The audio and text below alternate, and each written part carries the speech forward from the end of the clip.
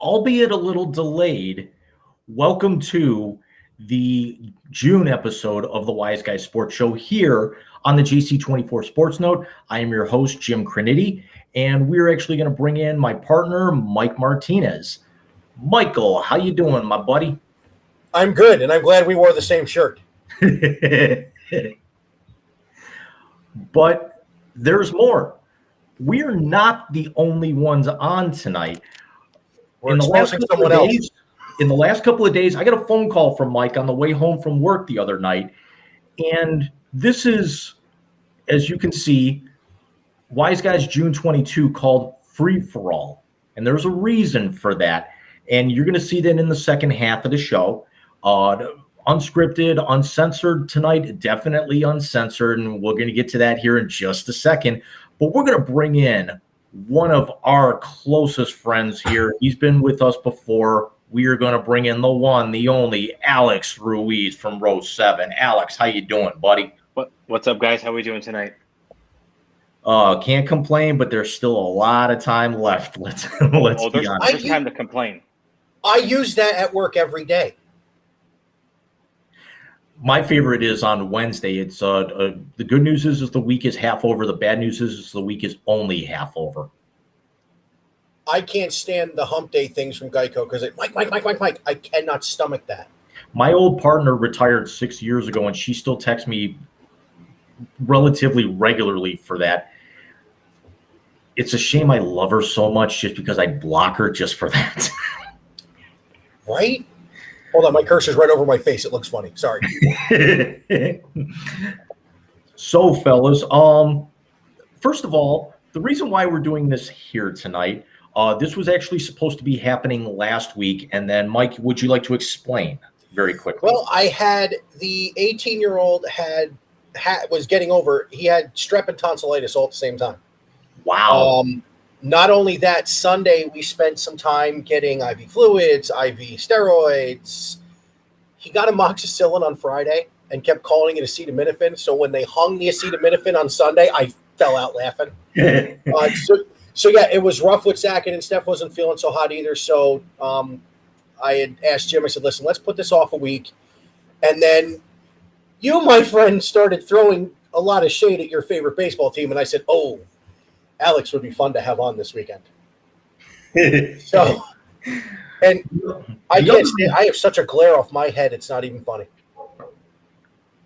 Yeah, it's probably also a little too humid and a little too warm to throw the ball cap on. It may have to happen. I might break the camera. The other reason we're on our channel tonight is, again, this is going to be a free-for-all. Mike, we could see what you're drinking. Alex, you drinking anything? We got a little something special in this little cup right here. And in all seriousness, I'd have the Angry Orchard, which, by the way, tastes a little too much like beer for my taste, but it's actually really good. Again, I've been up since about 4:30. I need the caffeine, boys. I get it. And if I put the makers in it, I'd fall asleep. That's not bad. Really? I got to try that.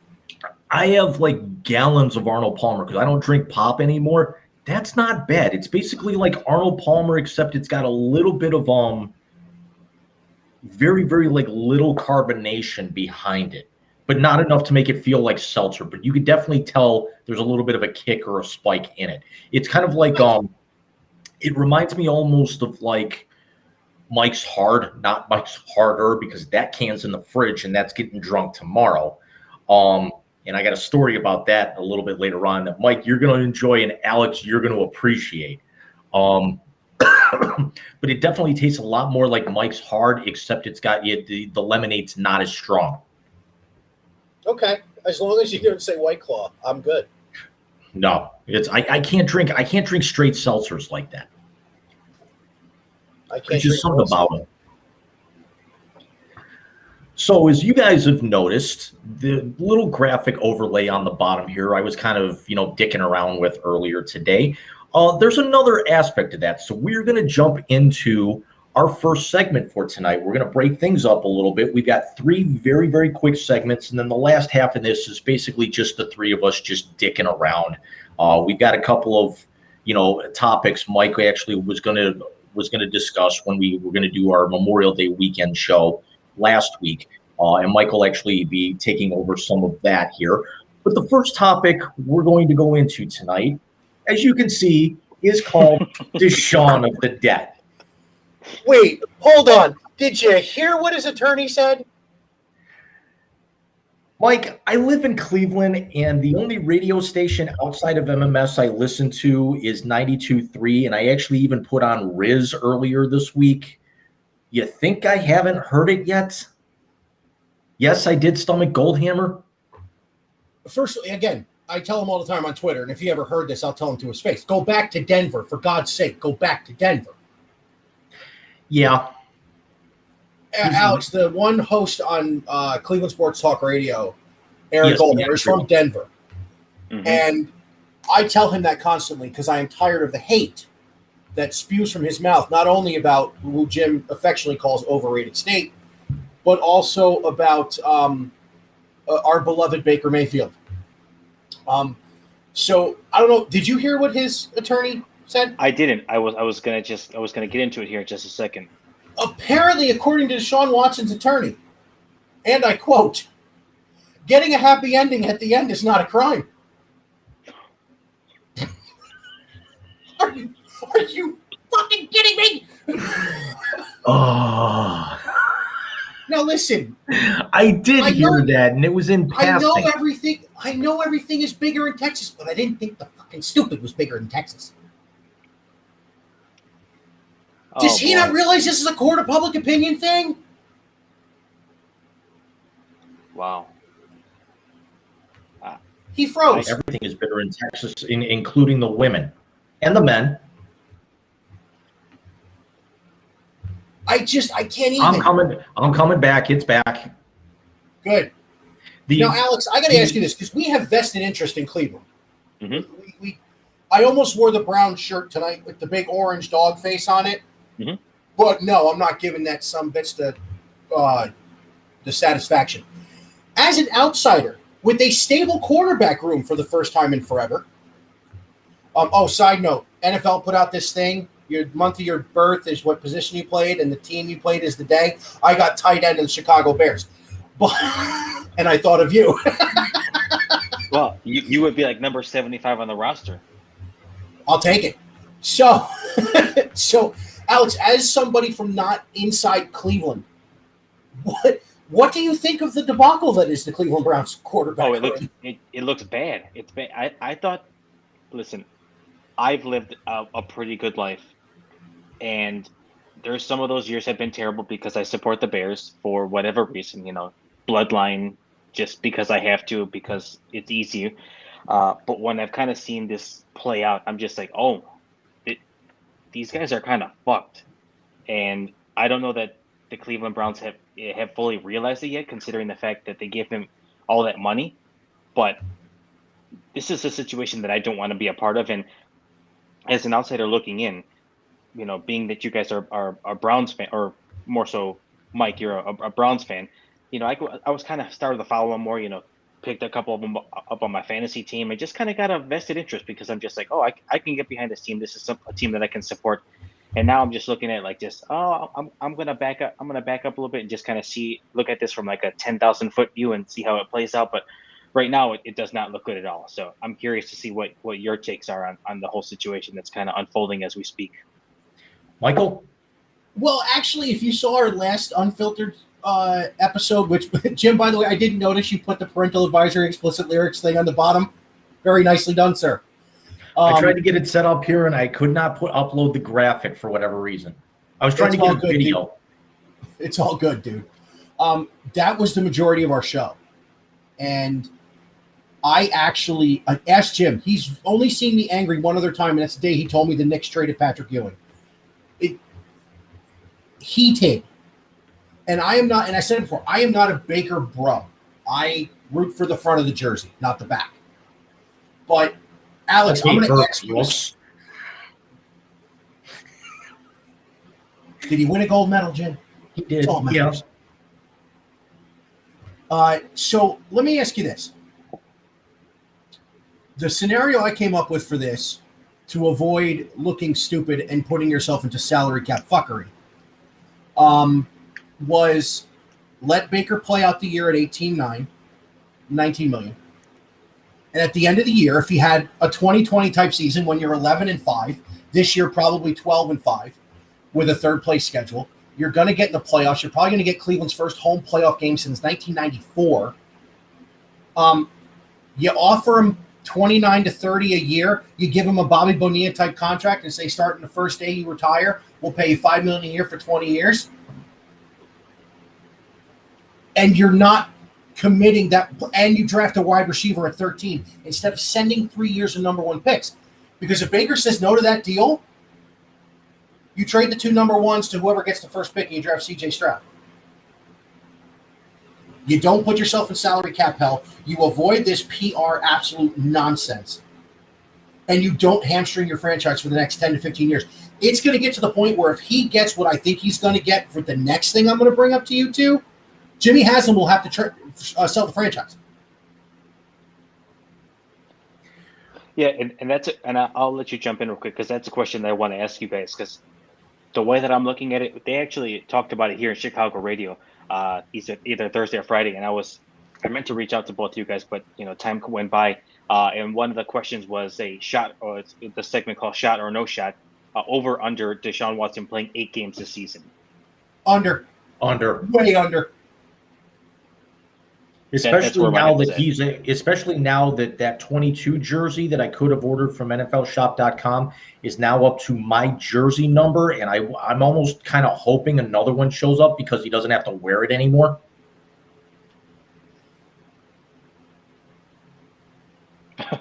Yeah, but I wouldn't want to disrespect Jim Thome like that. Same number, different city, but at least, I mean, the funny thing is he blew right past LeBron and went straight for Chris Mim. Oh, wow. We got a Chris Mim reference 12 minutes in? I couldn't think of any other, Sizemore? But then, we actually have to reference, Alex here because he's the one with the coffee cup. Manny Ramirez, yeah. 24. Way back when, yeah. Kiefer Sutherland. I was a little bit more leaning towards Sizemore because Goldhammer with all the shit with Goldhammer's wife and Sizemore. No. You remember that. Not the Jose Mesa and Carlos no, it's not Jose Mesa's wife and Carlos Baerga stuff. Not necessarily, but it was like I think she was in the locker room or something like after God, I can't even remember what year it was, but they were in the locker room. Might have been. I think he did like the Derek Jeter douser with champagne type thing or something like that. And Hammer, I think, had just gotten engaged to her. Stop it. If story serves correct, I'm always going to be a little partial to the little ball I hate, just because of his anti-Ohio State love. But then also remember, getting back to Goldhammer for a minute, remember how he jumped all over the Johnny Manziel bandwagon and put that into existence and put us in other words 5 years. In other words, Aaron Goldhammer judges quarterbacks the way John Elway does. Yeah, but the difference is Elway 1-2 and then GM do another one. And we can't. Elway 1-2 and Peyton Manning granted him the third. Von Miller granted him the third. Remember the defense carried him because he didn't have a neck. He hasn't had a neck for years. That cranium that size, his neck is non-existent. Cut that meat. Oh, Jesus. Still the best commercials ever. All right, so I'm going to ask the question now, Jim, the one I referenced earlier. And Alex, I'm going to put you on the spot, buddy. Okay. Did you happen to see that the NFL's lawsuit or NFL's motion to throw out John Gruden's lawsuit got thrown out? I didn't know. Gruden is allowed to now go to discovery. The NFL is going to be in a position of weakness for the first time in I don't know how long. Oh, wait. They have a social hot button issue that they can drop the hammer on. Trevor Bauer got 2 years for one woman. Mm-hmm. And What's this son of a bitch going to get? The Cleveland Browns are on the clock. Exactly. Here's the nightmare scenario for the Browns. You ready for this? And I hope it happens. Not because I wish them ill will. No fan base deserves a championship more than the Cleveland fan base when it comes to the Browns. No disrespect to the Bear fans. You've had one within a millennia. Mike, let's also be honest here. Except for the Sipe era, about 3 or 4 years of Bernie, and you have to go all the way back to the 60s. This franchise has quite honestly sucked over its existence. It has, but I'm more talking about the interweaving of the city and a place I still adore. You know, I love Cleveland. Why it is still a Browns town, I don't know. You have had 3 shots at the championship with the Indians since the Browns left and came back. You have had the championship with the Cavaliers and 5 runs to the finals. Browns have won 1 playoff game in the last 35, 40 years. But it's a Browns town. So here's the nightmare scenario. You ready for this? Roger goes, you know what? Yeah, we're going to get screwed by Gruden here. You're going on the exempt list till I feel it's necessary to take you off. His base salary this year is only $1 million. He'd only lose $1 million. Baker plays. Baker doesn't play. If he plays and he balls out and he gets that Lombardi to Cleveland and then Watson gets suspended for a full season next year when they're on the hook for $46 million and the 20 for Amari Cooper and the 20 for Denzel Ward, how much more salary cap you got? And then the 16, that they just signed in Joe. Good move, by the way, though. All kidding aside. Njoku was earlier this year. Yeah, Njoku was a good move, though. We are going to disagree about that here in a minute. Okay. Agree to disagree. I think he's still the best tight end on the roster. If the nightmare scenario plays out, you have condemned yourself to 5 to 7 years of salary cap hell. You've condemned yourself to being now tagged with this. How does he not have to sell the team? Yeah, I don't see any other way around it. And then let's just say that hypothetical plays out and Baker does take them to the promised land. They win it. He has the ability to walk after that season, right? He's not contracted anymore? Right. If he plays and he has a great year, they'll franchise him just to be assholes. Okay.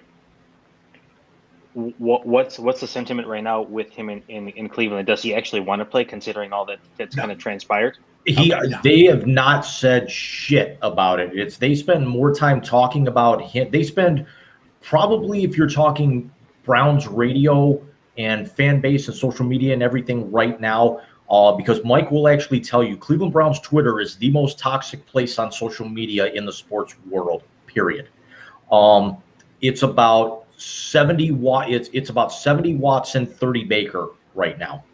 And the point that was brought up earlier this week by both CBS Sports Radio here in Cleveland and ESPN Cleveland was that the scenario with Baker is that this isn't the Browns reaching out to him.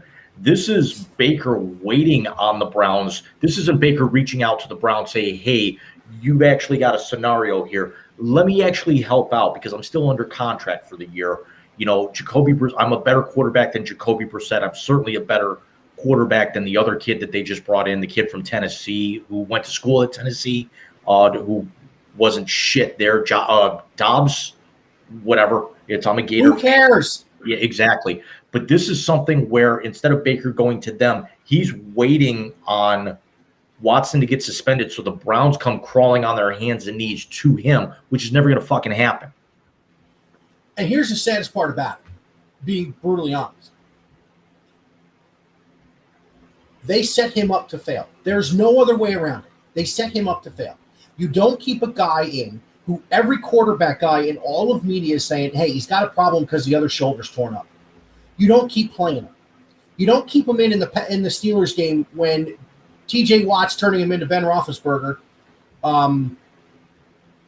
every down and getting sacked 9 times if you're not trying to make it harder on him. Was that a shot at Alex because of 9 times with Ferris Bueller and being in Chicago? And no, it's a shot at Stefanski for letting Jimmy Haslam and his dumb redneck face talk him into this. I told you I was going to have a take earlier this week. So when do you guys think the hammer's coming down on this whole Deshaun Watson situation? Because I mean, we're at 23 women now, right? 24 women. 24. Monday, 24 comes out.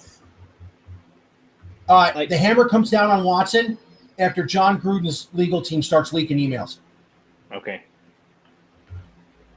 I mean, and theoretically, you would think this is going to probably take just because this is the storyline of the NFL. This is going to probably take place in August, right? Right before the season kicks off, or right as more than training. Likely. Okay. More than likely. If Gruden's legal team has a brain in their skull and they're not Amber Heard's lawyers, they're going to get them right before the biggest moment of the season. Don't roll your eyes at me, boy. I'm actually just thinking it's because my office partner at work, she works from home, so she's been glued to that trial just because it's background noise. I actually told her, now what the fuck are you gonna do? What are you gonna watch? You got nothing now. This is like old people with the OJ trial years ago. Wow. God, I was in the lunchroom at Brush when that verdict came down. You know who I found out? I was at my uncle's house in upstate New York. I was on vacation, came back here for a wedding. My aunt said to him, "Jimmy, have a sandwich." He goes, "I'm too upset to eat." I found out from a staff member at Brush. I'll give you 3 guesses who. Was it Quan? You're close. Oh, what's his name? Big dude. Spoon. Our security guard. Nicest dude ever, but the one guy you didn't mess with because he was bigger than anybody on the football team. He was bigger than the football team. That's true. Yeah, that's not saying. Oh God, please don't let Bryce see this. Listen, there were some bright spots. Ed Bailey was a bright spot. Rice was a bright spot. Miller could have been. Seth Landisman's a bright spot everywhere he goes. Their record, Parcells said it. You are what your record says you are. I think they won 3 games in the 4 years I was there, dude. I think they won 6 in the 4 I was there. I'd have to go back. Never mind that. Here's some long ball stuff. I'll catch hell from Pete Siska about that. God, Pete, that's a name I haven't heard in 20 years. I was just talking with my dad earlier today. COVID eliminated the opportunity for me to have a 25-year reunion last year. That's me this year. Yeah. And then there's Alex, who, graduated high school yesterday. Anyway, moving on. Let me throw this out there, and Mike, you're going to appreciate this a little bit more than Alex, but Alex, you're definitely going to be able to relate because you're old enough to remember this. Could I actually call him Jimmy Modell instead of Jimmy Haslam? And let me say this, because I think one of the reasons, and I'm not tinfoil hat guy, I'm not Marjorie Taylor dumbass. I'd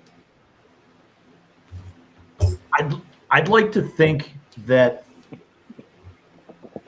the main reason he changed his mind and came here after saying that the Browns were out was not only the guaranteed money, but I also think that 2 people really started doing backflips. Number one, Deshaun Cosby, because now he was going to be able to pay all these people off and settle. And then number 2, the attorney for these women, because he knew that now they were going to get paid. I equate it to, remember when Modell took the Browns to Baltimore and he had Baltimore pay the extra $5 million on Andre Rison's contract because he didn't have the money to do it himself? Could Jimmy Haslam maybe have paid off these women to be able to get the quarterback he wanted that nobody else might have been able to offer him? Alex, you better take this because I'm going to lose my shit. Oh, you're going to lose your shit, and and the floor's going to be open. I mean, the chances of that, from the way that I look at it, are just slim to none. Like, it just looks so bad. 24 women cannot be lying. I'm sorry. And they're still talking. They're still talking. We could be reaching by the 4th of July. We could actually have another 3 or 4. Okay, yeah, we're not going to call potentially 30 women. We'll just say a nice round number, 30 women liars. Like, it's disgusting. It's embarrassing. I know. I just chuckled when you said Deshaun Cosby just a couple seconds ago, but it's realistically not a laughing matter by any stretch of the imagination. Right. I'm kind of dumbfounded at this point. The fact that NFL hasn't done something, or even more so, Mike, I have sympathy for you that the Cleveland Browns are kind of, just taking this right on the chin is brutal. And Mike, I did message you earlier this week. Hopefully by the time training camp comes around, maybe we can actually have a guest on here who might be able to speak to this a little bit better than any one of us could. And I think you know who I mean, and I don't want to put it out there to put that person on the spot. No, but I am going to reach out to them in the next couple of days. 3 weeks from yesterday, Zach graduates high school. The week after that, I got his party, so I got lots of stuff going on. We're having a big party at a park, Alex, and it's the Puerto Rican side of the family that's helping me throw it. That's going to be a lot of family. Yeah, dude. All right, I'm going to tell because we go off the rails. I'll tell a quick story, and then we'll get back on. My wife does not come from a big family. Mm-hmm.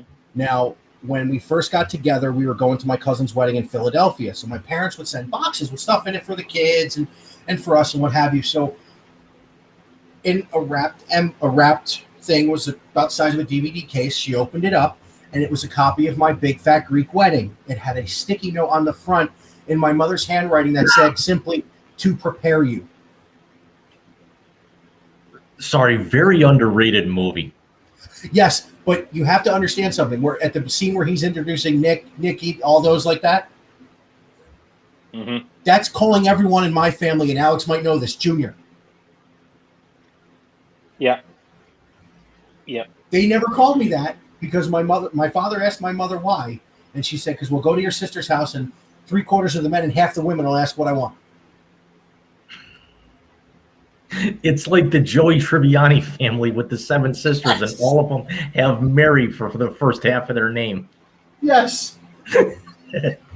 Only, no one's Chandler making out with one of them in the closet. Now I'm going to binge Friends all day tomorrow. At least it gives me something to do after the IndyCar race. That's very true. So getting back on topic. And Alex, you're right. It's despicable. And no, could there be people who are trying to score a payday? Yes, there could be. There is. No one knows. I have not been speaking to the.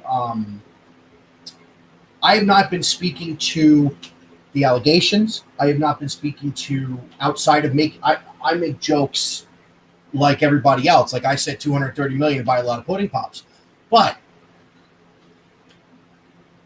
this is no laughing matter from that end. Where it is a laughing matter is the stupidity of a team that did something the media wanted them to. When they had a way out and a way to be competitive this season. Let's also be honest, of the other 31 franchises in the NFL, who was going to be dumb enough to make this move? Not at $230 million guaranteed. Remember, the Browns were out because there were other teams that had better packages going back to Houston and better incentives in the contract. And then Jimmy Haslam said, "I'll give you $250 million." But like Alex, I said this to Jim, my biggest issue is outside of a dome or a retractable roof, he's 11-11. I think the first snowflake the guy ever saw was when he went to Berea in April.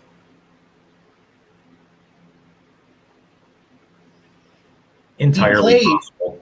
He played in Cleveland a couple years ago against Baker in a windstorm. under 50% completion. I think I read it right. I could be wrong. Please don't, check me here. Between below 50 and 50% completion, less than 200 yards, and he threw a pick. It starts, gentlemen, we've lived in upstate New York, Cleveland, and Chicago. It starts to snow in freaking October. Yeah, and his skill set, he's a better quarterback than Baker, but that skill set does not translate on grass in cold weather. Exactly, and and by the way, Alex, I've conceded that point. He is a better quarterback skill-wise than Baker Mayfield. Right. I just think Baker was better suited for this team. Dude, we're at 31 minutes and we are still talking about this damn loser. Can someone please change the fucking subject? Absolutely. Now we are going to move on to segment 2, and this one's going to be a quick one because this is actually just going to be the three of us just spitballing and having a little bit of fun. Welcome to the Wise Guys second inning stretch because it is segment 2. I'm going to throw a couple of things out, little tiny tidbits for each one of our teams. Mike, are the Mets going to run away with this thing in the NL East by the All-Star break? Is it basically going to be over and done by then? No. I think Atlanta will make a run. Here's the problem with that. By the way, Jacob deGrom threw off the mound today. Moderate intensity. And Max Scherzer got bit on his hand by his dog. Only the damn Mets. No, I don't think they'll run away and hide. I think they're going to have a hard time on this trip, to be honest with you. I think the Dodgers and the Padres are going to beat them up a little bit. I am upset with the team right now. After Francisco Lindor slammed his hand in the door and couldn't play the other night, someone should have shown up with a Rangers foam finger to try and protect him. I thought I'd get a laugh out of that. Anyway. Sorry, my dad's texting me. He's trying to tune in, but he can't find the channel. I just tell mine to watch it afterwards. No, I don't think they're going to run away. I think they will run away when they have to go to Atlanta later in the year, and the Braves are going to see in a 3-game series Scherzer, DeGrom, and Chris Bassett. Sidebar, did you see Cookie's father finally got to a game the other day? I did. That was such a great story. That was so cool. I'm surprised he never got I'm surprised he wasn't in Cleveland when Cookie was sick, to be very honest with you. Yeah. Moving on now. Mr. Ruiz. Putting this out into the universe, apparently it happened. Dallas Keuchel DFA'd. That should have happened about a year and a half ago. It's I could find a construction worker off the street that could pitch better than him. Would you like to actually, have your champions pose, do your Heisman, do your Al Bundy for basically apparently leading the charge for this to happen, and apparently then it coming to fruition shortly thereafter? Yeah, I mean, because I'm kind of tired of watching or potentially attending games where the game is over in the bottom of the first inning because he's given up 5 to 7 runs. So it's just pathetic, the fact that they thought he was still a credible arm. This is not the 2017 Astros. This is not Cheatgate over here. We're not. We don't have buzzers or tickers on, or we're not hitting trash cans or nothing here in Chicago. So, I really don't want to go into it because I was hoping that I can save this and kind of spread this out throughout the show, but what a fucking embarrassment. That's all I can say. I didn't have aspirations to say, hey, you know what, this team is going to win a World Series this year. But every year, you hope that you progress a little bit more, and then maybe one day, look at that, cats in the show. Yeah, like I was saying, you progress a little more, and then maybe one day, within the next year or 2 years or whatever, you hit that kind of pinnacle, and you're in the prime spot. And as I'm watching it, as I'm seeing this live right now and in the flesh, my team has only gotten worse, and I don't understand it. And the amount of, and I know this is going around the league, the amount of soft tissue injuries on this fucking team, I don't understand. This team, I was talking to my wife about it. She says this team needs to do ballet because every time it's a quad, it's a hammy, it's a groin. The other day, actually, it was Friday. Yeah, yesterday, I got an alert on my phone saying that Vince Velasquez, one of our pitchers who we got off the off the trash pile this offseason, not he didn't tear. He strained his hamstring shagging fly balls during batting practice. So it's What? yeah, yeah. I don't understand it. I mean, they're connected with one of the premier hospitals here in Chicago, Rush University or Rush Medical Center, Mhm. and I think that they all need to get fired. I'm sorry. You guys are Did 3 Ray and 7 in Ramirez your, take over your guys' training staff? Because this sounds like the Mets from about 5-6 years ago. I don't know who they have right now, and they fired their head trainer I think a year or two ago, and they must have put somebody in place who was duplicating the exact same thing that last trainer did because every year it never ceases to amaze me the amount of injuries that this team endures, and I get it with the abbreviated spring training, it was bound to happen. It's happening across the league, but the abundance of injuries on this team at the most inopportune times is just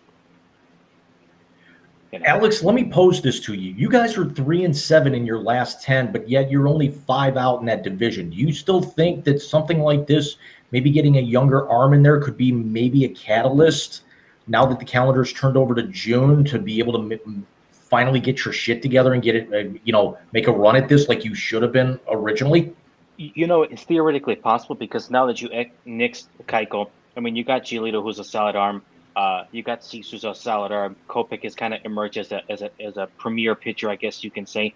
And you're getting Lynn back here probably within the next 2 weeks, maybe 3 weeks at the most. So their pitching hasn't been terrible. It's just that their offense. You can find people in the geriatric home that can do better than that at the plate. I'm sorry, you really could.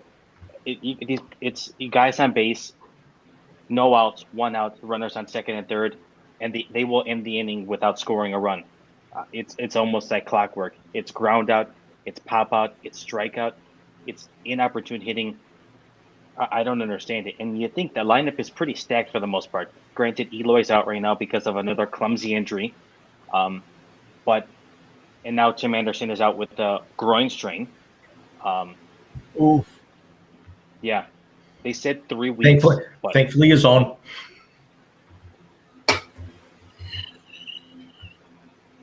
So You're welcome.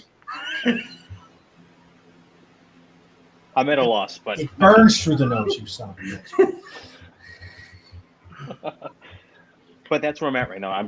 I choose not to watch them, and whenever I follow it on White Sox Twitter, which is also somewhat toxic as well too, probably not nearly as toxic as Browns Twitter.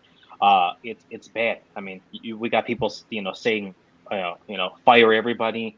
Tony La Russa needs to get shot into space. Put him in a home. Type of things like that, because I mean, half the time he looks like he's sleeping in his pressers after the game. So, I mean, yeah, he's like one step behind Jack McKeon in terms of sleeping in the clubhouse. It seems. Yeah, there's times where you see him on the bench in the dugout, and he's just like, and you don't know if he's got a pulse or not. I got to be honest with you. And our manager's in his mid-60s, and he's ready to fight. Yeah, our manager right now is not showing any type of fight. Well, Michael, let's turn our attention briefly here from the possibly most toxic place on Twitter in Major League Baseball, which is White Sox Twitter, to probably the best Twitter account in Major League Baseball, and that would be your Cleveland Guardians, formerly Indians.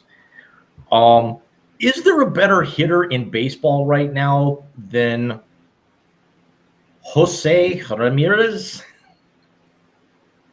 I will say this. I was so excited when he signed.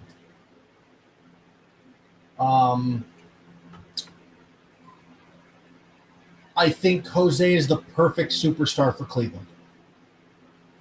He's a down-to-earth guy, and he rakes. He absolutely rakes. Is there a better hitter? Yeah, I'd say the dude wearing 27 in Anaheim? Yeah, but that guy misses 50 games a year. Not anymore. Arguably.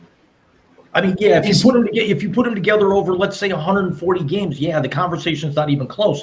But we can't do that because that guy out in Anaheim hasn't played a full season in a couple years. exactly. You're absolutely right. I think he's far better than the gigantic D-bag that plays right field for the New York Yankees. Dude, it's flying. Willie and him asked me to name a mediocre starter, and I said Garrett Cole. Look at that. Yeah. He Yeah, told you're me, also like, you're Ric also Flair. right for what you and I talked about 2 weeks ago with the shitstorm that happened between the Jays and the Yankees. It's that guy's a superlative douche canoe, which is my new favorite word. Yeah, and he's top 3. I'll say that. I think Jose's top 3. Yeah. I think it's him. I think it's Trout. And I think it's Ohtani. Let me throw 2 more out there, and we're going to take a quick commercial break here, so this way some of us can top off our drinks.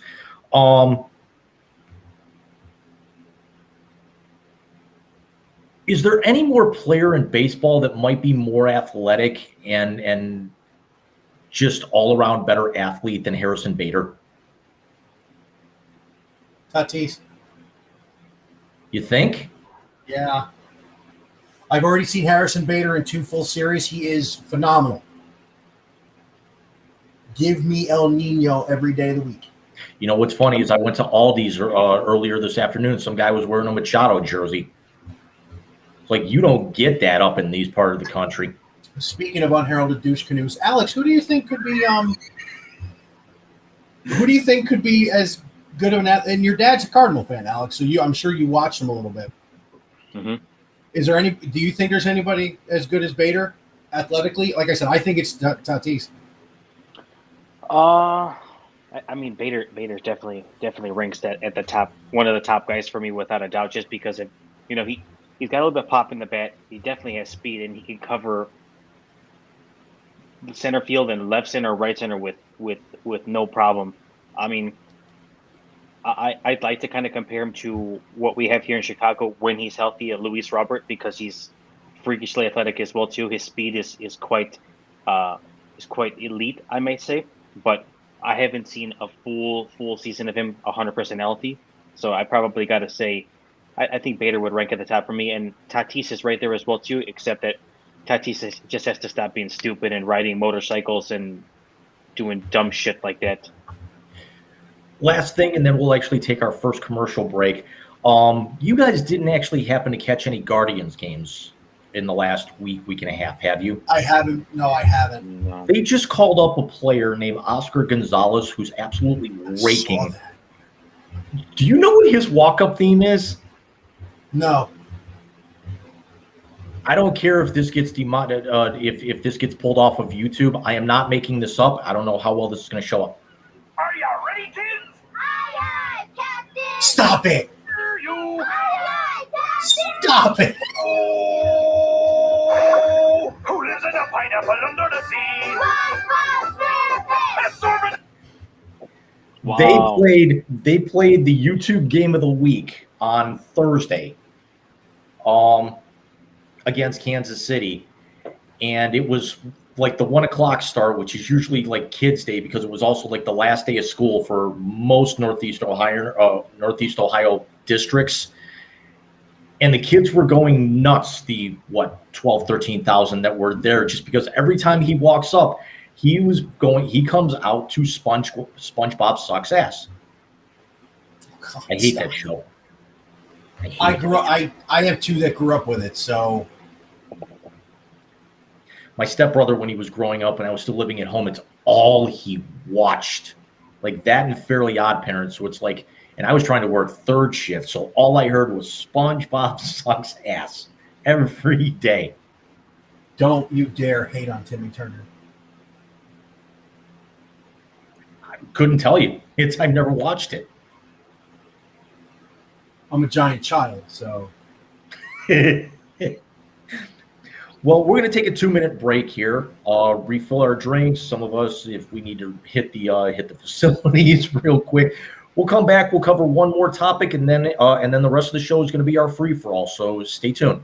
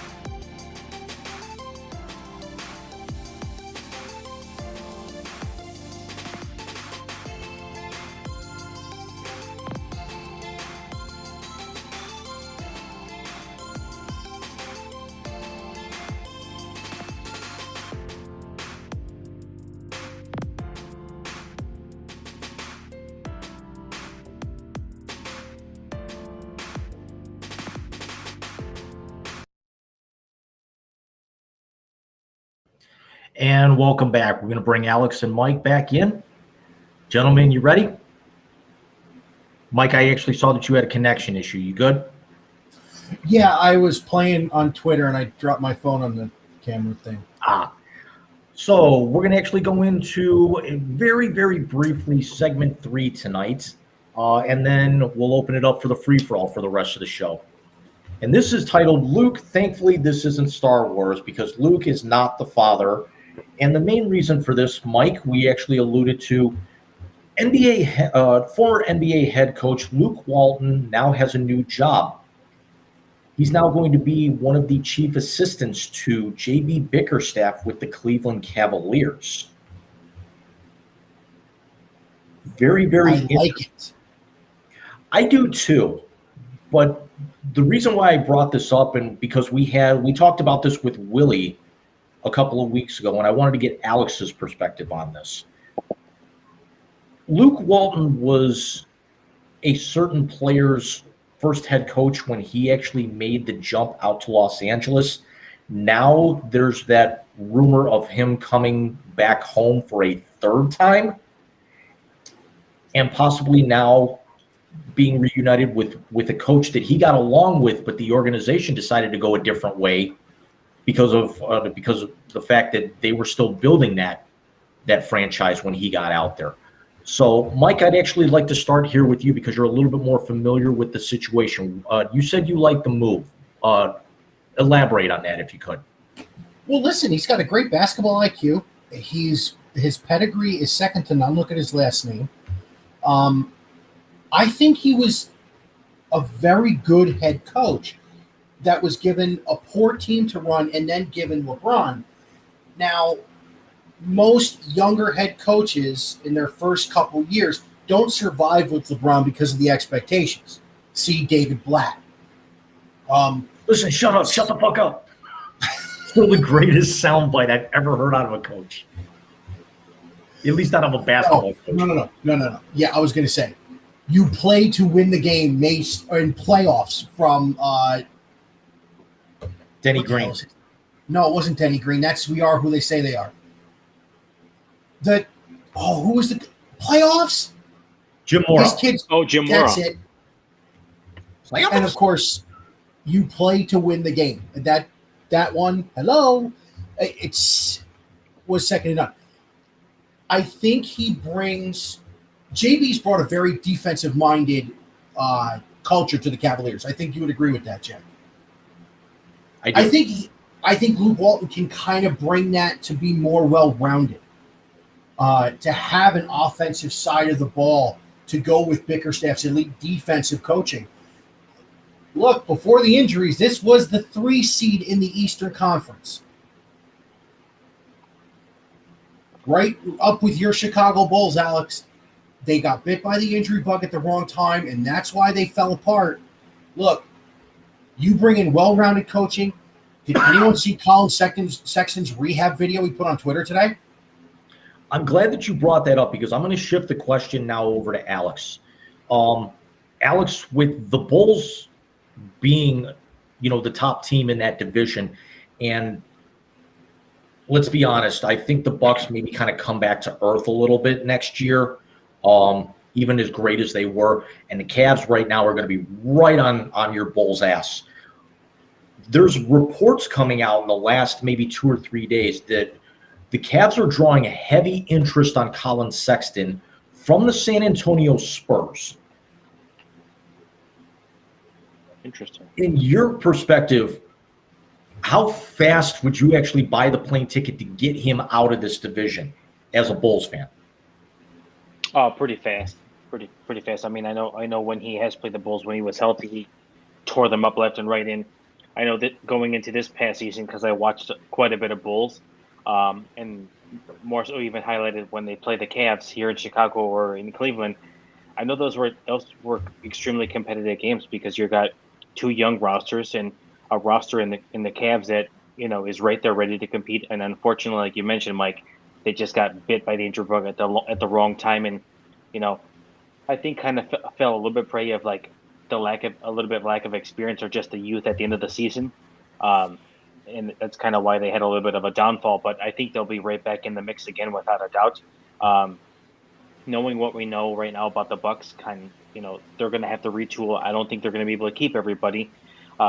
Philadelphia being Philadelphia, Miami, being there, but kind of falling apart in the playoffs. I think that kind of really bodes well for your team, the Cavs, and my team, the Bulls here in Chicago. As long as I guess we can say that the Bulls make a decision on Levine, whether it's to keep him, which I think I would be on board with, because there's really not a whole lot out there. Or if you move on from him, then you're kind of in a somewhat of a shitty position. So I'll tell you this much: the Spurs thing for Sexton is actually picking up a little bit more steam, Mike, from what I've seen, because they got a little bit more kind of cap room, and pairing him with Dejounte Murray, that could be very, very scary in the West, considering, remember, San Antonio was in the back end of the play-in tournament themselves, just like the Cavs were. Granted, like almost 10 games under 500 getting into that play-in, assuming they do it next year, which I like the idea. I kind of wish the NHL would go back to it like they did in the bubble. And Alex, you can appreciate that, being from Chicago and how the Hawks, benefited from that, beating McDavid and the Oilers that year in that play-in round. But the other part of me wonders, would it actually work if he were paired up with Dejounte Murray, Sexton, that is? Could it be very much like a Bradley Beal, John Wall, that you've got two alphas in the backcourt, who's going to run the point? I think they would be forced to make a decision like Bickerstaff did and moving Colin Sexton to the 2, because Darius Garland's a better point guard. I don't think you can ask that question until you actually see them play together. Because remember, if you remember when Garland came in, they would play one at the point, one at the 2, start one, bring one off the bench, just to see who was the better fit at the 1. Because right now, look, you got one point guard who is trying to fix his legacy in the NBA Finals right now, and you have others like Ben Simmons who don't show up. You have, guys who take jump shots and make you cringe, like your boy in Chicago, Lonzo. So you have to find the match. The Cavs found it in playing Darius Garland at the 1 and Colin Sexton at the 2. I hope they don't get rid of him, because I think if you start Garland and Karis LeVert and bring Sexton off the bench, there are very few second-line guards, either at the 1 or the 2, who can keep up with him.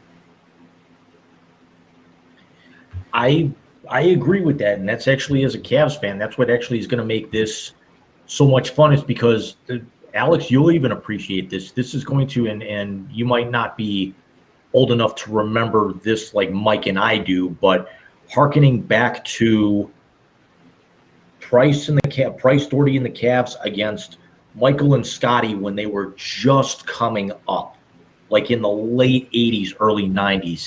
Cavs Bulls could be back. I'll be here for it. I'd love to. And it was fun. And it was a lot of fun. I mean, not very much fun for us, but it was a lot of. They were always great games. It made you want to make the 40-minute drive to the Richfield Coliseum. It did. And I moved to Cleveland at the tail end of the Richfield Coliseum era.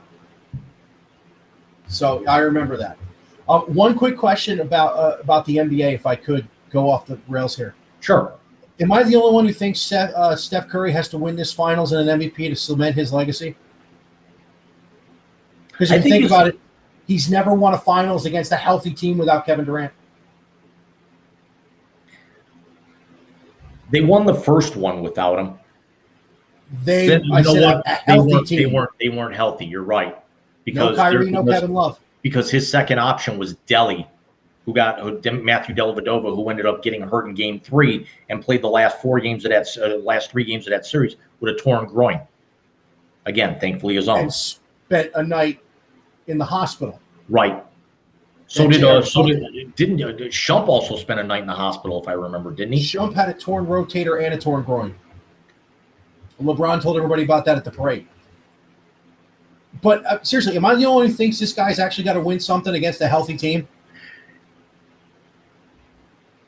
I thought about almost calling this the Boston Tea Party against the Golden Showers.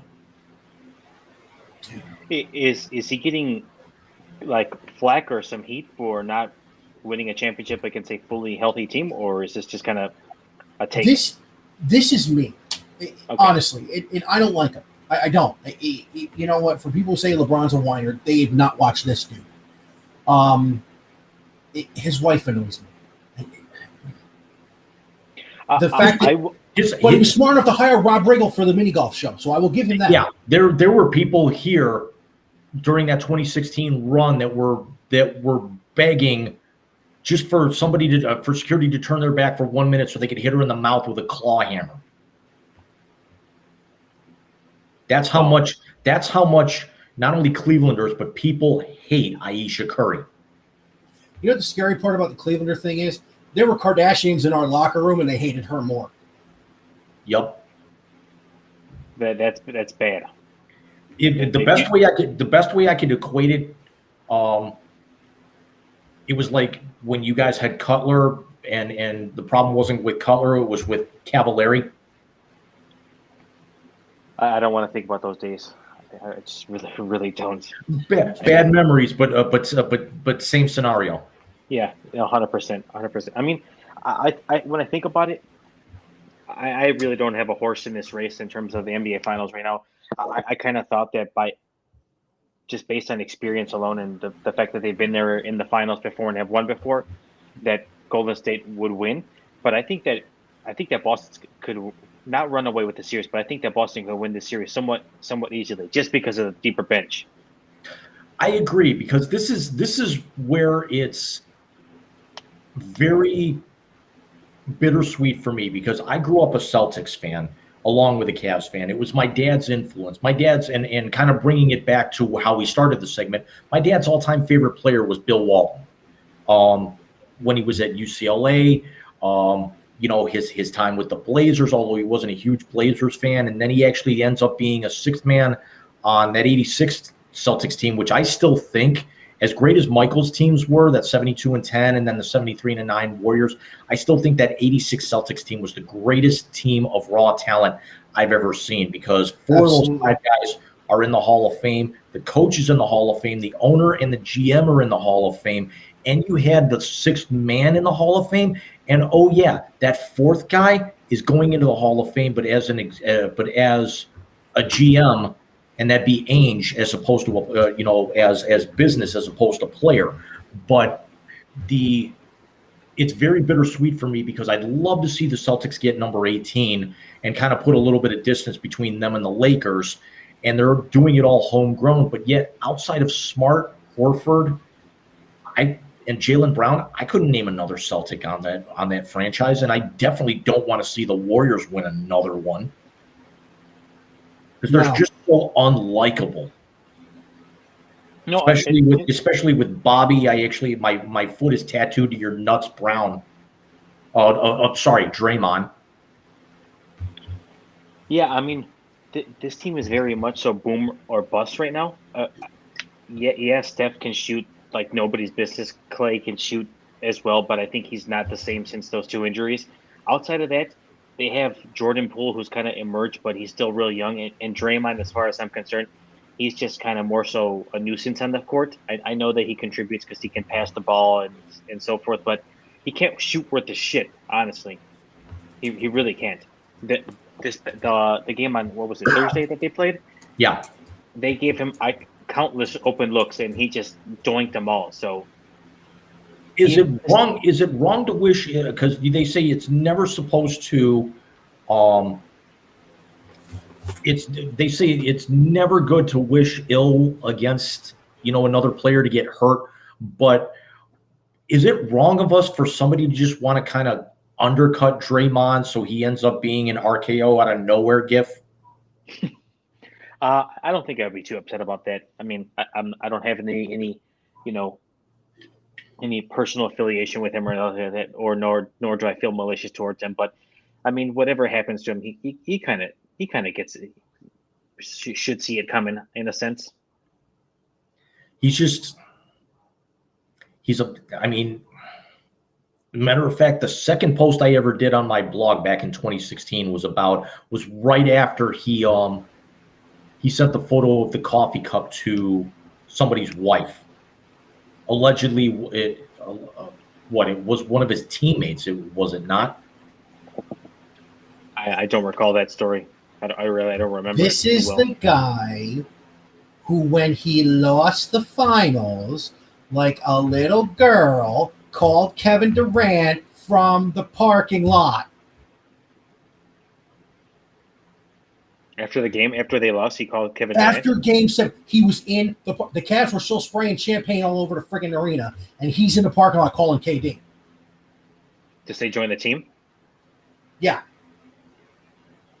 And he called LeBron a bitch. Come on. The fake Bobby Brown, I'm sorry, a Draymond thing was, I went back and I looked at the blog that I put. He allegedly sent nude pictures of his junk on Instagram as private messages and claims that he accidentally clicked off the private share button. There's no truth to the rumor that the picture was intended for Ayesha Curry. Please categorize that correctly. That is the Brett Favre, not the Bobby Brown. That's what they call him here on local radio. They call the Clay and Steph are known as the DeBarge boys. And Draymond is fake Bobby Brown. Wow. And I'm sorry, Steph, yes, greatest shooter we've ever seen when he's accurate. But let's also be honest, and I've called him this, and I kind of have the same. I put him in the same category as Brady, is that he gets a lot of calls because because let's face it, Steph is a glorified street baller with the way that with the way he throws up prayers. Mm-hmm. 9 times out of 10, you don't know where that ball's going. That ball's going to be in the facility, but it could be like, remember when Kevin D'd up on him in Game 7 in the closing minutes? Everyone thought that ball was going in the arena, and then that ball was such a brick that it could have bent the rim had it made contact.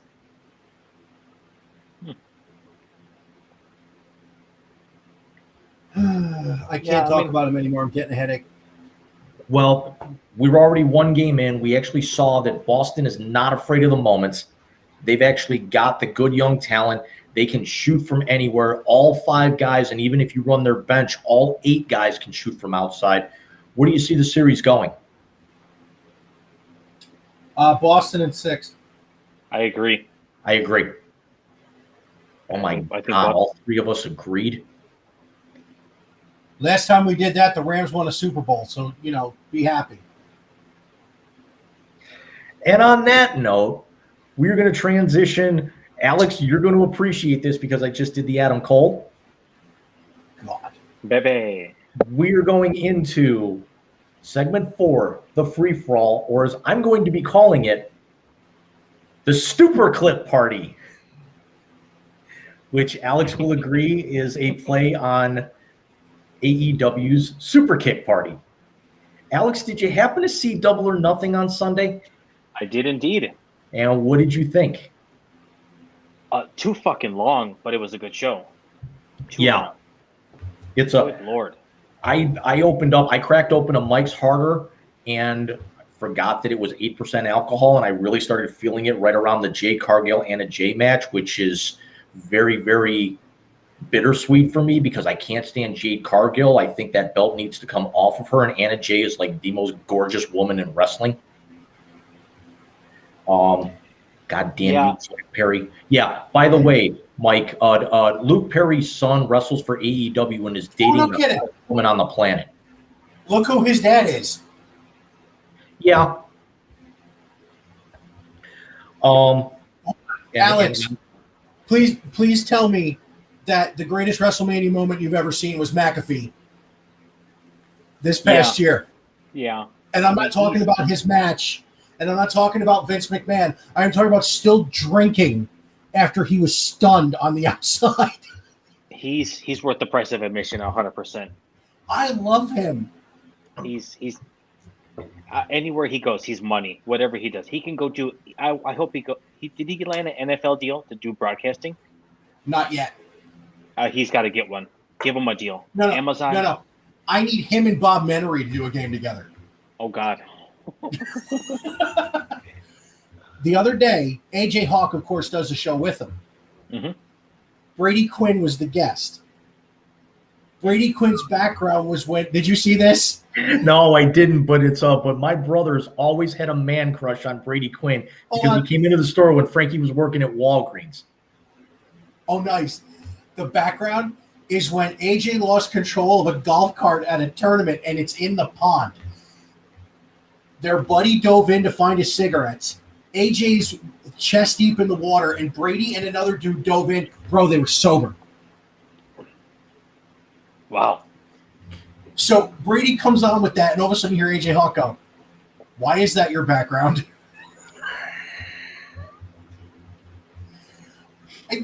I do have to get a little bit in AEW so I can hang with you guys with this. I think the thing with me is I was such an old school guy. Like I remember WrestleMania 3 at the Silverdome. Yeah. I remember Andre the Giant going down. But my favorite match that night was when Roddy Piper beat Adrian Adonis and cut his hair. That was the birth of the barber.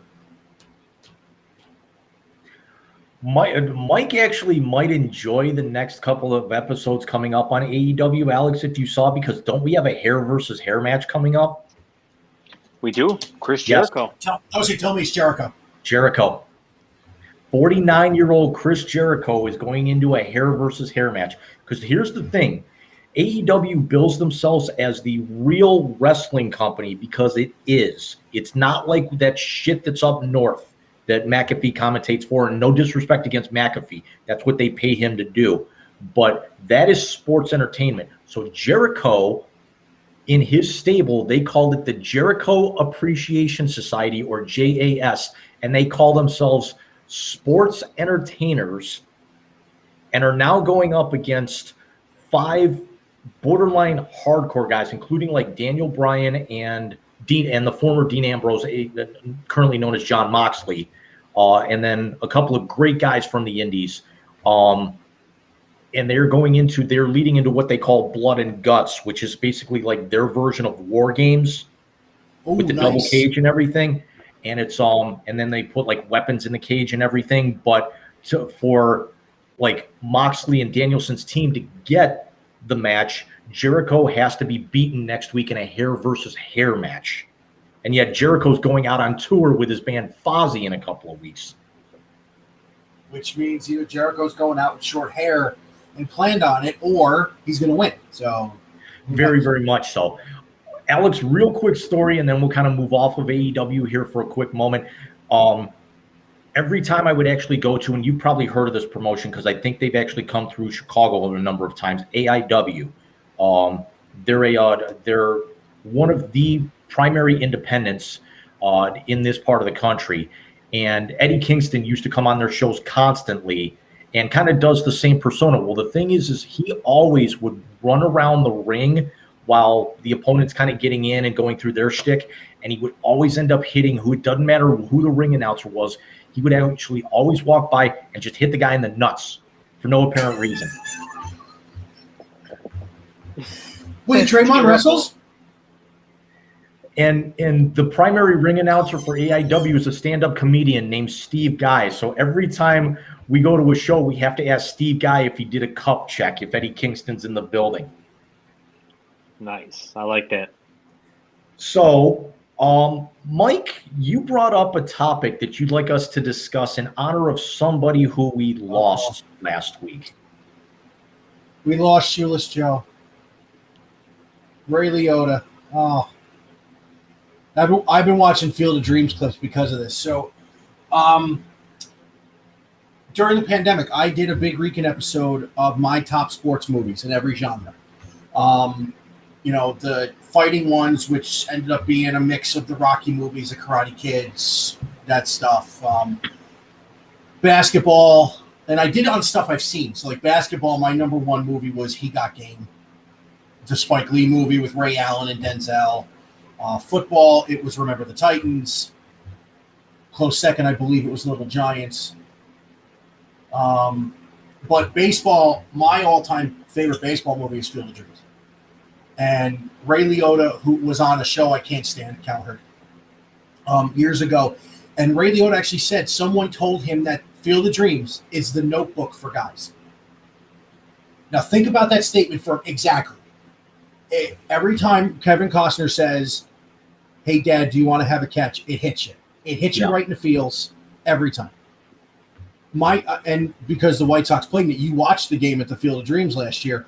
My favorite moment was when he said, "There's only one thing left to ask: is this heaven?" And the crowd responded, "No, it's Iowa."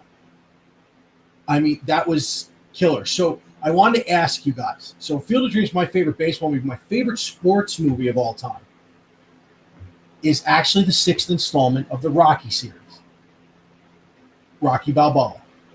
Did you see that one, Jim? I did not. I actually, the last one I saw was 5. I haven't even seen Creed. Phenomenal films. And the angle in the second one, off the charts.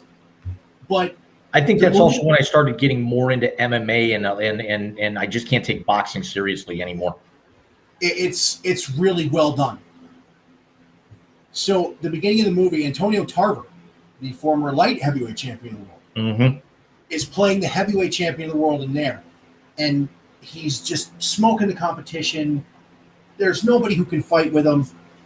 And the one announcer says, "Everyone longs for that champion," and he goes into something. And then the street corner group from the first Rocky starts singing "Take It Back" from that they sang in the first movie. And it grabs you.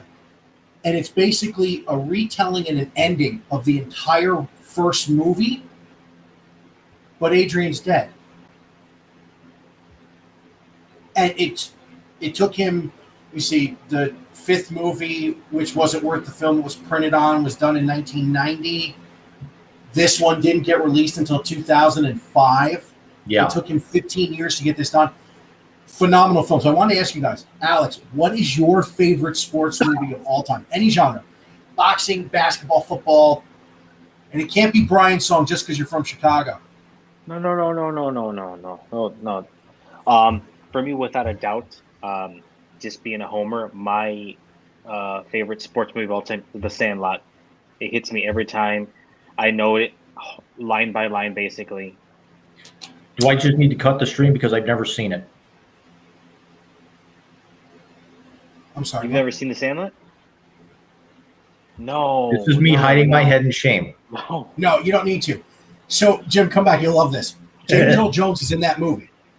So, Zachary hasn't seen it either, but he's 18, not in his 40s. So, I played the James Earl Jones speech, which I know backwards and forwards.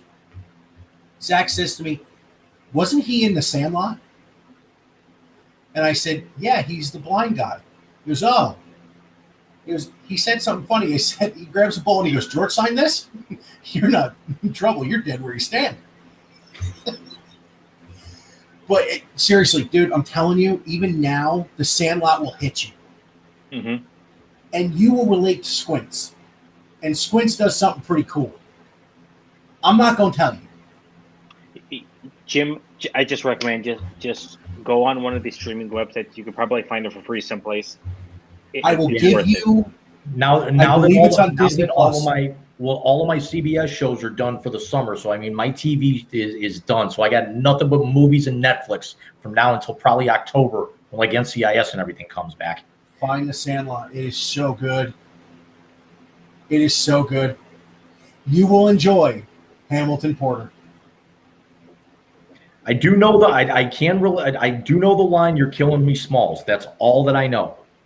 And then, like, doesn't one of the kids like try to kiss a lifeguard or something? That's Squints. He doesn't just go. He doesn't try to kiss a lifeguard. Homeboy marries the lifeguard. I got to go a little different direction with mine. We all know that my forte is hockey. Mike, what did you actually? What was your favorite hockey movie, or did you score one? Promise you won't laugh. Mighty Ducks. 2 Slap shot. up there. Slap shot. Okay. I'm going to go with one that not a whole lot of people remember, but I thought was phenomenally well done. Mystery Alaska. That's a good one. That is a good one. Yeah. Mm-hmm. Very, very close second has got to be Miracle, because Miracle for me is that Field of Dreams for you, especially at the end where you actually hear the Al Michaels call getting dubbed over, and then right after it ends, you actually see Herb Brooks addressing that team in the movie, and then it actually says I actually got up and I cried in the theater. I got up and I applauded, and then when I saw the caption, I cried because it actually said he passed away just before the filming completed. He didn't see it, he lived it. And that got me. Yeah, there's a few that did that to me. Field of Dreams does that to me. For a long time, Major League did too. Yeah. Especially the Actually, Major League 2 used to do that to me because I'd feel bad for Rube because his mama died. But he got kicked in the balls by I didn't care so much about my mama dying anymore. I'm on the rooster. Alex, have you seen the second Major League? I have, yeah. It's not nearly as good, but there are some things you take away from that film. There actually might be more one-liners in that than the first one. The first one was phenomenal, but I think there were better one-liners in the second one. There definitely were. No. No? There is nothing better than the spring training montage. Yeah. I thought you said you know any high-priced talent. You forget about Dorn. He's just high-priced. Oh, you're right. Picked him up as a free agent 2 years ago. No. Look at this fucking guy. Drop the mic. Oh.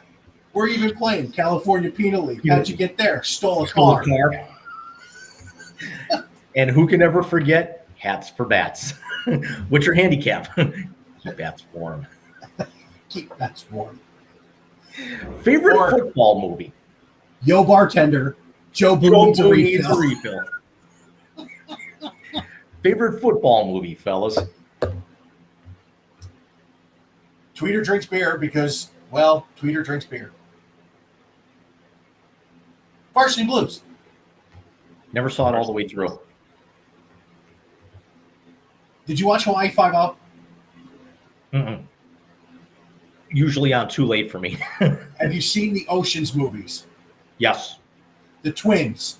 Casey Affleck and Scott Conn? Yeah. I Scott know, Conn plays Charlie who Tweeter. he is. Yeah, Scott Conn. Yep. Yeah, he plays Tweeter. The guy steals a cop car drinking and ends up naked with 3 chicks in it going to grab frickin' Dawson Leary. What's your favorite football movie, Alex? Oh, it's got to be Remember the Titans. Yeah.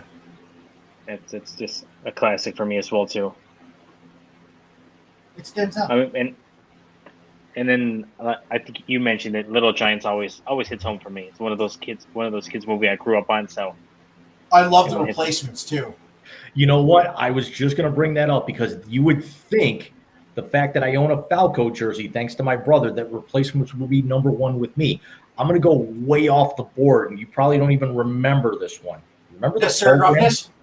Huh? Necessary Roughness? You remember the program? That was based on Florida State. That was I don't remember crazy. Dude, it's crazy. It's all about a college football program and everything. Like I'm not going to spoil it, but like the head coach's daughter is dating the backup quarterback and taking tests for him. The starting quarterback is a Heisman candidate and he's a drunk. They're all. In other words, Becker can't read above a 4th grade level. So it's Andy Katzenmoyer on the Florida State Seminoles is basically what it was. Wow. Okay. Mike, you probably don't even remember this scene because you've seen the movie. Do you remember the story of the scene that got cut after the first week of? Where they were laying on the road and the trucks were going to come at him? Yeah. There was a scene, Alex, where they taped it where they wanted to prove how tough they were. So 6 guys from the football team go out and they lay in the middle of the street right on the yellow line in the middle of a busy 4-lane intersection. Some kids tried to do that. One of them got run over. They pulled the movie out of theaters and then recut it and put it back out 2 weeks later with that scene missing. We saw it opening weekend, and yet that scene cannot be found anywhere. I don't think it's even on the DVD extras. It's not. It's not. They pulled it from everything. The only way that you actually know about this scene is you had to have seen it in the theater because this was before camera phones were a thing. Yeah. The other football movie that I really enjoy, and I'm going to segue into asking if anybody's seen this one. I love Jerry Maguire. A football movie that's not very much about football, which is why Moneyball's so much up for me. It's a baseball movie that's got that you don't see there's really not a whole lot of baseball in it until the end because it's all and that's actually also why I think a very good underrated football movie, and I'm going to sound biased for this, Draft Day, because of the behind the scenes stuff that goes on. I love that movie.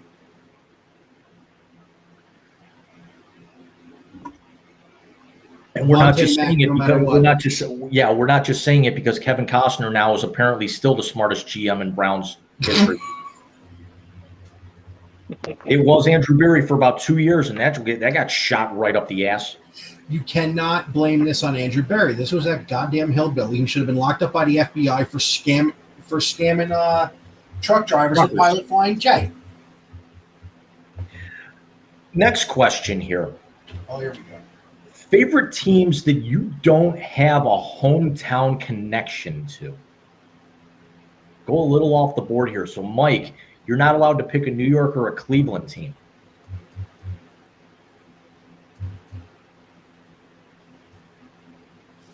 Because we all know what mine are. That's because yours are all from out of town. For the most part, yeah. Baseball, it's the Boston Red Sox because I hate the Yankees. College football, Michigan. it's fuck off. It's Florida State. Fuck you because I'm a Gator fan. And, well, here's why Florida State. I first picked up college football because I saw Deion Sanders playing in the College World Series. And then watched him that fall on the field. But the surprising one, the NFL, I got to do it. It's the Chicago Bears. No. Yeah. 2 reasons. One, I am fat like Refrigerator Perry and always want to score a touchdown like that. And 2, you got my boy now. Justin? Absolutely. And if you keep playing the way they are, they're going to end up with C.J. Stroud, too. Probably will. Good chance. What about you, Alex? What non-Chicago teams? Well, the Cardinals, obviously. Cardinals for sure. I have a soft spot in my heart for the Dodgers because of my LA family. Football, because I'm another part of my family, the Denver Broncos. They've been Broncos fans since like the late '90s when they had Terrell Davis, right? Yeah. What was his name? Yeah. Oh, trust me, Mike and I got into a huge argument about this one earlier this week. And then I will say it gets a little wacky here because I don't find too many people around here who follow it like I do. But I am a Tottenham Hotspur fan, English soccer. Oh, nice. Mm-hmm.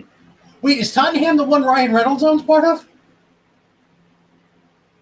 Not that I know of, but he might, but I'm not really sure. Looking it up. What English soccer team is Ryan Reynolds on part of?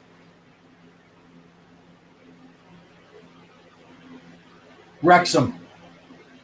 Yeah, because it says Tottenham is ENIC International, 85%. Mm.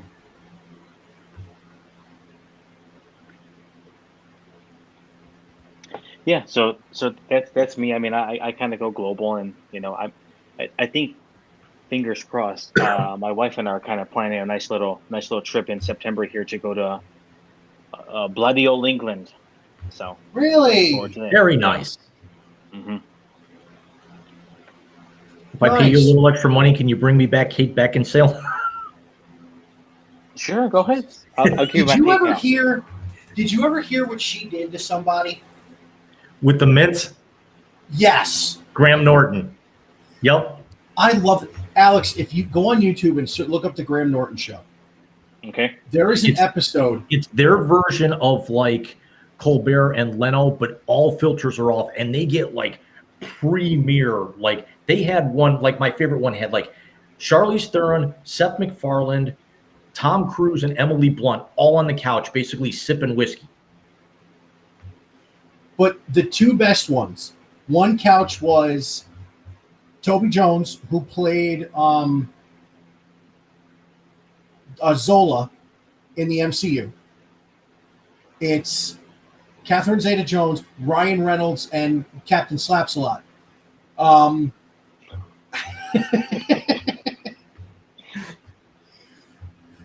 Sean? Tommy Pham. Did you see that, Jim? Yes. Alex, did you see that? I Did did. you hear who their commissioner is? Mike Trout. Mike Trout. He's a shitty commissioner, apparently. Oh, he's too busy hitting 330. But yeah, look up the Graham Norton show. Okay. There's another one where they were talking about the movie The Monuments Men. And on the couch, it's Matt Damon. It's Hugh Laurie. Bonneville or Hugh Bonham from Downton Abbey. And Bill Murray. Oh, Yes, God. I forgot about that one. Another good one was Clooney. Hugh Laurie. Stationary. Yes. Alex, we are going to be flooding you on Please. Twitter with Graham Norton clips. That's one not that the funniest one. The one that I was telling you funniest about. one- Go ahead, Mike. The funniest one is the bumper sticker. Yes. Yeah. He gets that's a bumper good. sticker for the back of Brad Pitt's car that's in the shape of a pot plant that says "fuck cops." Fuck cops.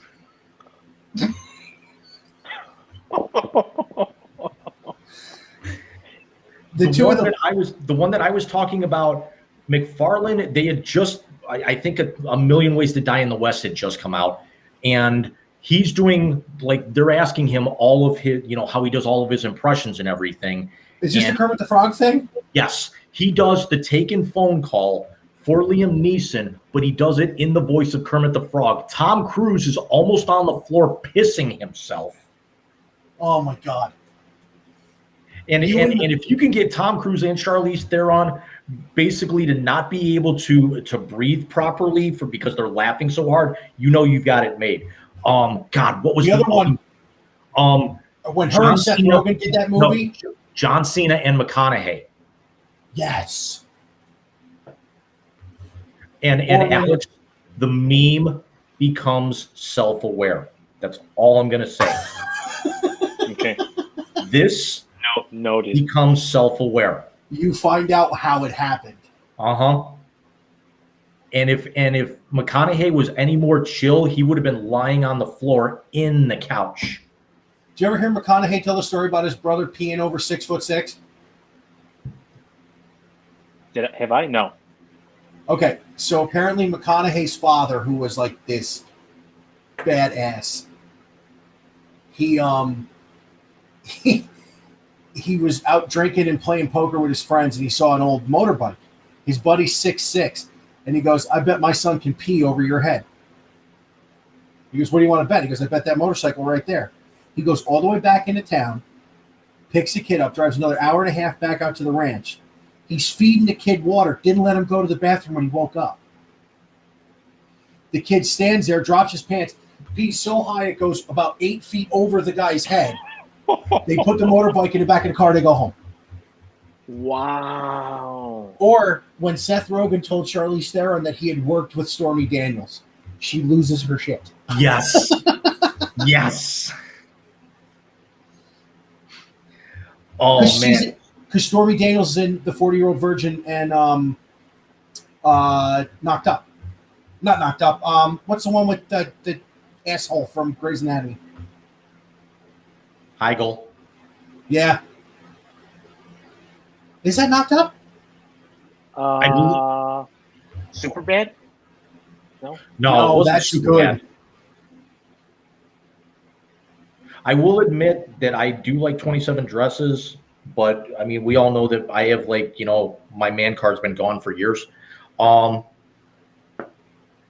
man card went away when you and I had a conversation about Twilight on one of our shows.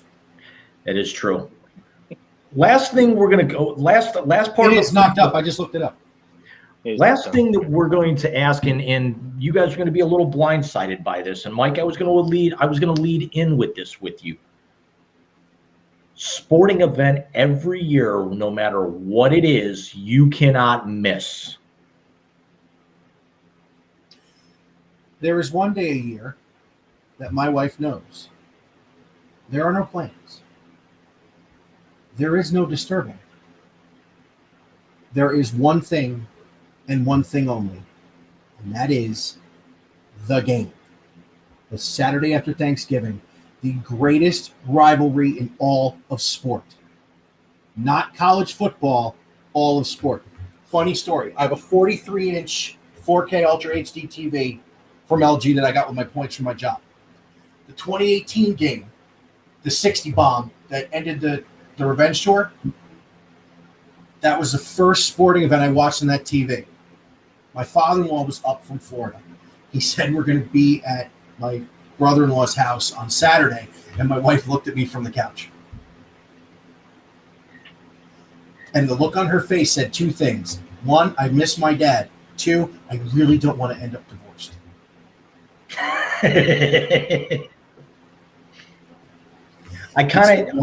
It's the one day a year. Every World Series in 2015, if we had stuff to do, we did it. Finals in 2016, we did it. Sugar Bowl and championship game in 2014 and 2015, didn't matter. That game is the one day, and it's all I ask. I had a feeling it was either going to be that or Mets opening day every year. No, that's my job. I take the day off every year. Mr. Ruiz, you are up. I think for me, without a doubt, it's got to be MLB opening day. Not just for the White Sox, but just baseball in general, because I'm a fiend and we'll watch it from sun up to sundown. So I kind of tend to do the same thing, or kind of planning it accordingly with my job. If I can, swing the entire day off, I will. But if not, I at least work a half day and we'll just indulge from 11 a.m. till 12 p.m. watching anybody and everybody on national TV or the MLB TV app. So you're not relegating it exclusively to the Sox. No, because I'll watch them, but there's been times where there's just a better game or a better matchup, and I'm much more inclined to watch that better matchup than what's going on here in town. Unless in town here is something to definitely be must see. What about you, dude? Again, I'm going to go way off the board. Mike, you've known me a long time. You want to take a guess? Well, you did threaten the lives of people for the Indy 500. You're right. There's your answer. Yeah, the Indy 500. Every year, it's actually become habit to where I will put my phone in airplane mode. I will say, don't call, don't text, don't write. If somebody's dead, I'm sending a proxy. I do not miss the Indy 500 every single year. I'm sending a proxy. My goal is intensity. My goal is hopefully next year I'm sitting amongst the 300,000. It's just one of those things I've always wanted to do. It's a 4-hour drive.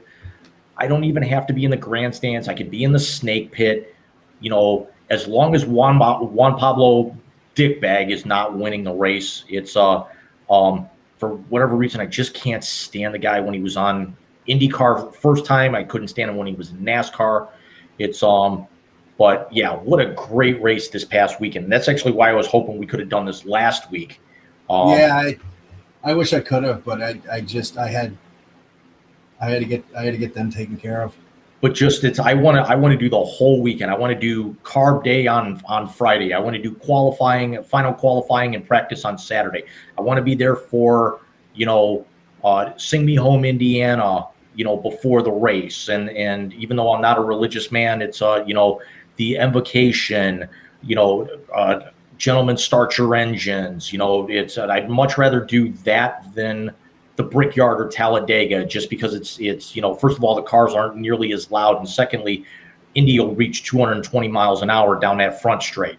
It's just the bricks and everything. I grew up on Ray Hall and Unser and Scott Goodyear and Fittipaldi, and the newer guys like Scott Dixon, and and Brian and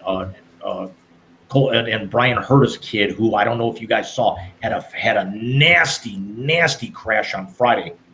Like he hit the wall and the car went upside down and skidded about a good 300 feet on the roof. And they redesigned those cars to where now it's not just a sheer pane of glass. It's like it goes around to where it's like a cockpit. Oh, good. Okay. And those steering wheels, I was watching part of the race the week before with my dad. Did you know that those steering wheels on those cars, unlike NASCAR, are $75,000 a piece? What?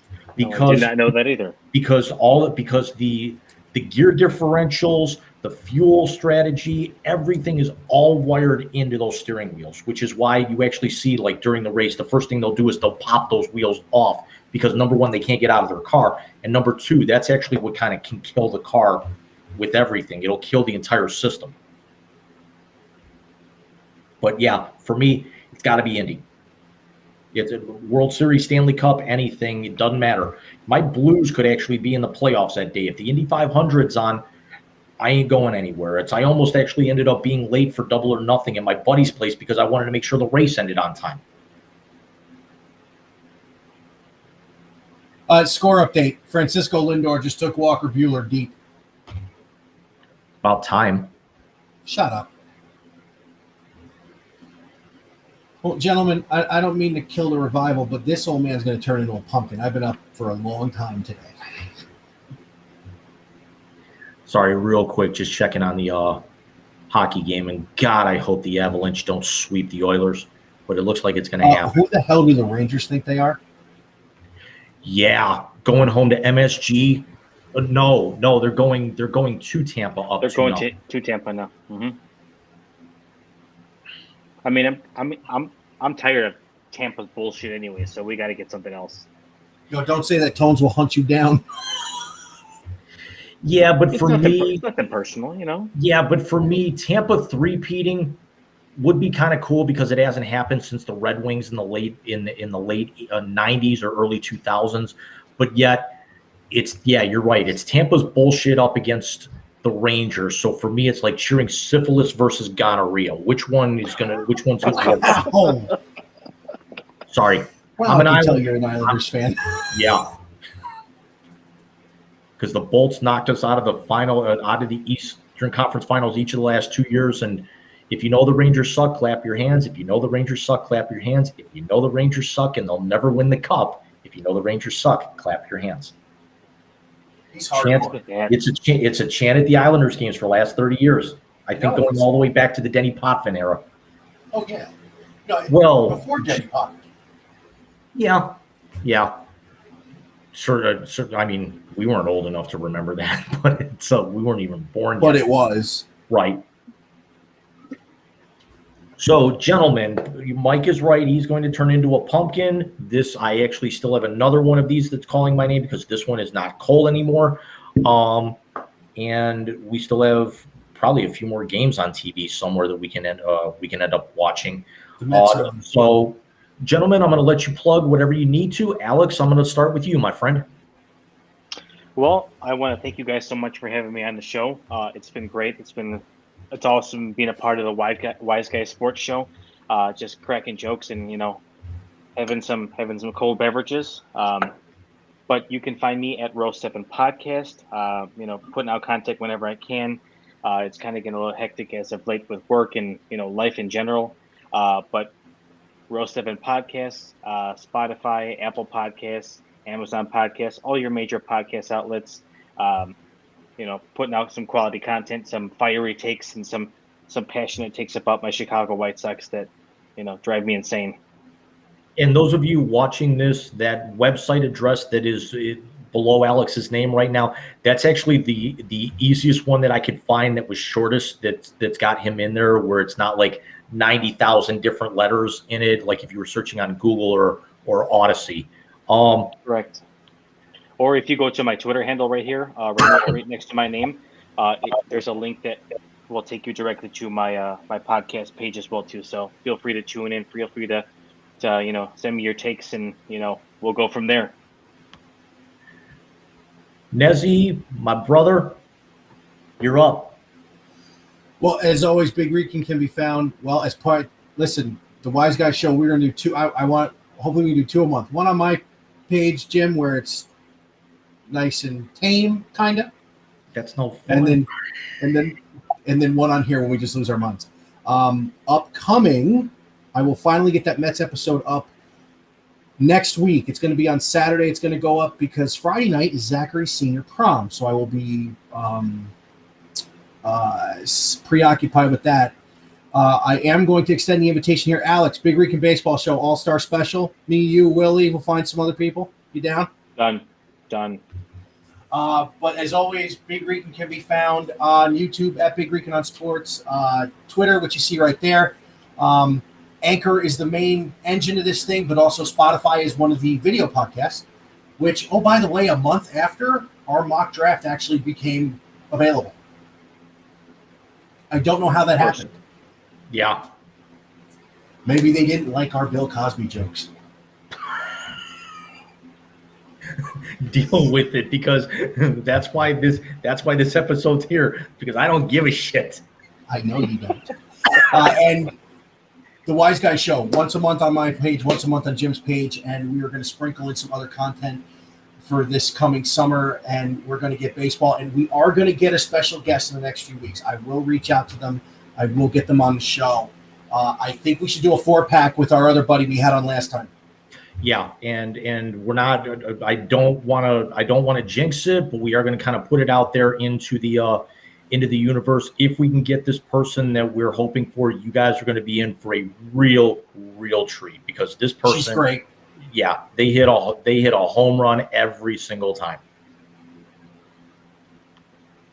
Awesome. As always, you can actually find me at the site below. I promise I will finally get some new content going up. I have not written anything in about 3 weeks. It's not for lack of trying. It's just motivation's not been there.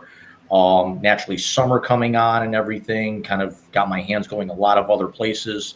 I promise I will have something up here within the next couple of days, regardless of what it might be. You can always follow me on Twitter below. And also on the blog, you'll be able to link directly to this page. If you forget to subscribe here, it'll also link to my Facebook page, and also that'll actually give you access to the sub page for the Wise Guy Show, so you can go back and listen to and watch all other Wise Guy shows, including our draft show with Alex, including our special show with Willie a couple of weeks ago, and then the other episodes we've done with Alex before. We can almost kind of consider this like, Wise Guys Elite, so to speak, with the three of us here. I know before too long we're going to definitely try to have a 4-man booth, bringing Willie on, and again that special guest we hopefully have coming up here. But gentlemen, it has been an absolute pleasure. I know we ran way long tonight, but well worth it. We actually said we were going to kick back, we were going to relax, and nobody's really got to be up. Well, I know, Mike, you got to be up a little bit tomorrow morning, but hey, it's Sunday. It's, you can push a couple of things back if you need to. Have you met Ethan before? One of these times we're actually going to have to open it up, and the missus and the kids are going to have to come on. We were talking before we went on the air. My dad may actually want to be coming on here as we get closer to Overrated State season. Alex can bring on whoever he wants to.